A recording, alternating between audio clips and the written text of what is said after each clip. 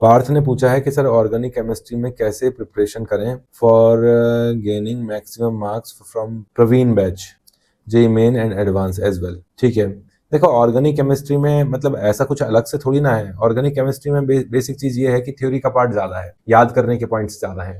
Maths की तरह एक स्टेप से दूसरे स्टेप तीसरे स्टेप, मतलब बहुत ज्यादा लॉजिक्स वगैरह तो फिजिक्स की तरह मैथ्स की तरह नहीं लगते हैं, है ना। ऑर्गेनिक केमिस्ट्री में रिएक्शंस याद करना है तो याद करने की कैपेसिटी आपको बढ़ानी पड़ेगी, याद करने के तरीके आपको खुद के अपने डेवलप करने पड़ेंगे।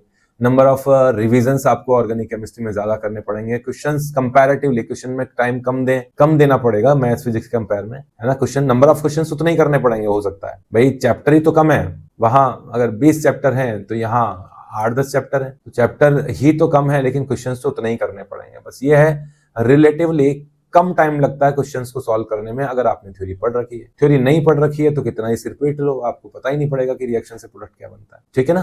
तो वो चीज तो याद ही रखनी पड़ेगी। इसलिए कहूंगा मैं ऑर्गेनिक केमिस्ट्री में थ्योरी रिवीजन ज्यादा होना चाहिए, क्वेश्चन की प्रैक्टिस के लिए रिलेटिवली टाइम कम लगेगा आपका। तो थ्योरी रिवीजन करो, उसका मैनेजमेंट करो, चैप्टर्स पढ़ते टाइम हाईलाइट करो पॉइंट्स को कि अगले रिवीजन में केवल ये हाईलाइटेड पॉइंट या अंडरलाइन वाले पॉइंट ही पढ़ूंगा। तो इस तरीके से थोड़ा प्लानिंग के साथ पढ़ाई करोगे तो हो जाएगा।